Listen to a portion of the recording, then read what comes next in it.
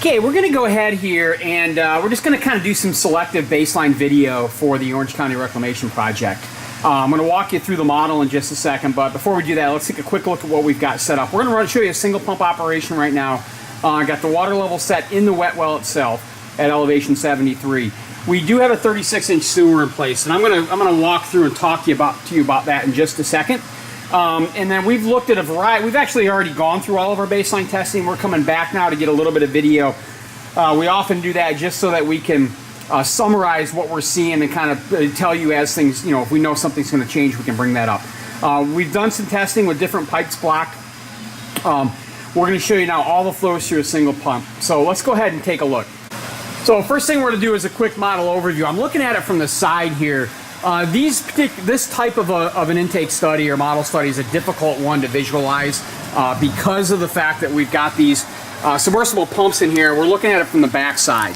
And so there's a lot of infrastructure in your way here. I'm going to try to move you around a good bit, so I'll apologize now if the camera kind of changes position quite a bit. But if we look in here, these pumps, this particular type of wet well, a self-cleaning trench type wet well, it's common. We model it regularly. You don't see as frequently with submersible pumps, but when you do see them, it's exactly as you have designed here. They sit up on a ledge fairly high up, and they use a suction tube that comes down here like this. And so this tube will often have some veins in it. This one does. They're non-clogged veins. They're on the outside. They're very, very effective. We've modeled them quite a bit. I'm going to show you a couple features here that'll be a little different than what you're maybe expecting to see from your drawings. One of them is you're going to see the 36-inch sewer line coming across the top here. We have mirrored this. So if you look at the plans, it's going to be on the other side. It'll be coming through over here. But we've modeled one side of this wet well in detail. Here's your 3 influent pipes coming in right now. The reason we brought it to this side is so we can see the influence on the wet well itself over here. We have gate frames installed. This is something that's often left out. There's a lot of separation associated with these gate frames, so we put them in place.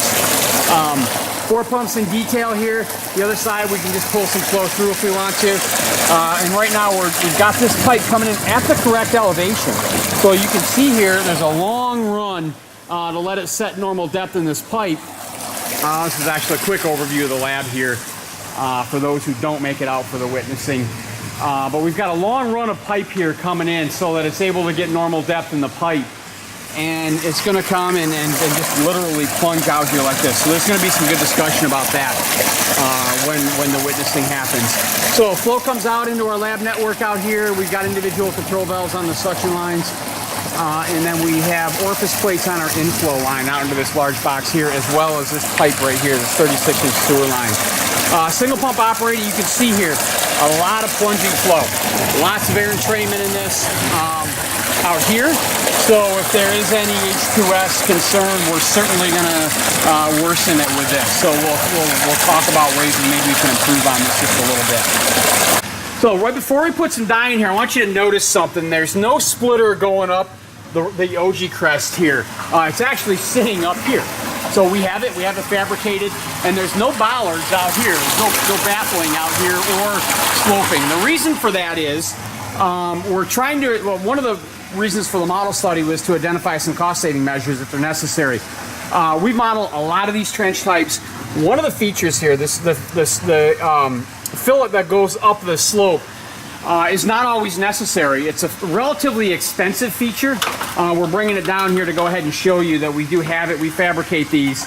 We have them ready to go. If this point right here, which sits at the top of the ramp, is in supercritical flow or non-uniform flow, you can get what we call a rooster tail that forms off the top of this. And it can actually burn up all the energy needed for the cleaning cycle. We leave that out and we put it in if necessary. Most of the time it's not. And in this case here, we're not going to need it. So it actually is a decent cost-saving measure, and it's detrimental. However, it's important that you correctly, it's difficult to view this. Of course, we have support structures right in the way. Looking down here on this, you can see we take that center splitter and it runs right into the ramp. There'll be a better view of that when we don't have some water in it. So that extends forward and then just goes horizontally straight across until it hits right into this point. We can see it here just looking down in how that transitions in. That allows during the clean cycle for this flow to redistribute if it doesn't come in uniformly. You're supposed to have a long run up here, and the purpose of that is to get the flow coming straight so it hits that splitter and it's evenly divided on the two sides. If you don't have uniform flow, which we certainly do not up here, then we take that off and let the ramp help spread it out. So we'll come in, we'll show you that during the clean cycles. You can just see the sheer amount of plunging that you have here and the off-gassing that's going to occur if H2S is a problem. So we'll come back to that in a minute. We don't have any columns out here. We want to see whether they're necessary to put them. We've actually looked at a bunch of baffling. We don't see a lot of benefit right now. We are going to be looking at containing this plunge though, so that'll come up in a bit. Let's take a look in the wet well. You can see no air entrainment in. Once it's in here, this looks great. Pre-swirl, very, very low. All of our velocities and turbulence have been in criteria for every test. Pre-swirl's been in for every test all the way, our 1 through 4 pump combinations. We are going to show you something that happens in here though, in this wet well when you use your base design. Take a look at this die right here. So I'm going to try to stand back. This is our pump that's in operation down here, and you have flow going upstream. Notice that this is the pump running down here at the end, and yet we're going upstream. We're going to put a little die on the ramp right here, and watch that. See that going up there? This is a common issue, if you will, with this particular kind of a wet well. Push it down on the ramp. So take a look at this. I'm going to have him move the die one that way a little bit. There you go. So now watch this. This is upstream. It's going literally up the ramp right there. What happens is all the water comes along the surface to the back wall back here, down, and then upstream along the floor. So it's pushing the grit away from the pump that's actually in service right now. This happens every time we model these. It's easy to fix it. We'll show you what we're going to do with that later on. So that's one phenomenon. Now let's come back to the pump itself that's in service back here. We'll put some down. There's a floor cone down there. Can't see it very well. It's the one that we machine actually. So take a look at that. Nice flow right up in there. Got a little bit of dye underneath it. So we can see, I'm going to see if he can move it to this. To me, it's hard if you can't see through the surface. There we go. Right there, that nice flow. Push it down. There's no vortex activity at all. I'm going to try to talk him again. He can't see. I'm going to have him lift up the die wand a little bit and pull it towards you. A little bit more. Okay, there we go. We got him to move it. So now you can see on the upstream face, it stays attached all the way up through there. This is where the flow separation would occur if it's going to. It goes right up in there perfectly. So we've got absolutely no problem at all within the draft tubes themselves, the suction tubes. No circulation at all. It looks really good down there. Let's go ahead and run a different pump with one pump combination and show you how the splitter works. So while we're changing flows down there, we're going to show you something here. This is going to be a pipe that goes back to a box out there. We've got good flow coming into it. However, if this will start to surge a little bit right here, when this plunges right in front of it, and it's causing this to rise up and down a little bit, which is going to build up over time, and we'll watch, put some dye in out here. We've got some good flow coming into this.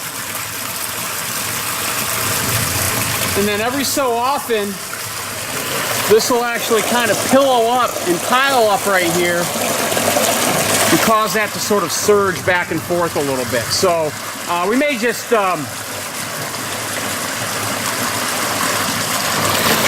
describe, it's a little hard to see on the video here. We can it's more of a gradual change than anything else. That's just going to be another reason for us to try to contain this right here, because it's plunging right in front of that. We'll open up these other ones as we get more pumps. We'll show that again. We see it more pronounced when we have a lower flow during the clean-out cycle. So right now I've got a middle pump running right here. Get your rotometer, just a little bit of movement, very, very little. Pre-swirl's well under criteria, within criteria. I'm going to just get a little bit of dye down here. Again, he can't see through the surface very well, so we'll try to talk him through it. Right there, we can see that goes right up in that pump nicely. You can see right on that splitter, it looks good underneath it. So I'm moving back a little bit and sit still. Okay, so you can see it's going right up in nicely. Get a little bit of swirling that happens off the top of that, but then the vanes help remediate that. So I'm going to have them lift it straight up and pull it out a little bit, and again we can see right there as it comes through. As you move closer to the ramp, it gets a little bit more. See some separation around the edge of it, but by the time it goes up into there, our velocities and turbulence and everything's straightened out pretty good. So you can see right there, it stays attached pretty good to that once it's on the inside. It appears to separate, but it's actually just twirling around just a little bit. This looks fine in there. Pre-swirl's low. Everything looks good up in the pump itself. There you go. Now he's got it on there pretty good right at that spot. You can see it stay attached nicely. No problems in here. Let's look at multiple pumps in service. All right, just a quick shot here of 4 pumps in service. So again, the suction tubes do a great job isolating the impeller from the wet well. We've got a lot of air entrainment here that you see.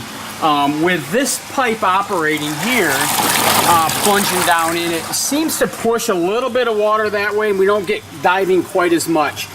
During witnessing, we'll kind of show some other conditions. We're going to recommend a 4 pump level be a touch higher here. Out in this area, we don't see a real significant need for baffling out here. There will obviously sloping. We're going to talk some about eliminating the back corner back here entirely, essentially this spot here, and see before we put a lot of benching out there. So that's to come. We'll see that more in the final testing across here. Obviously, it's really moving pretty good. Let's go ahead and show you again some flow on the ramp and near the pump.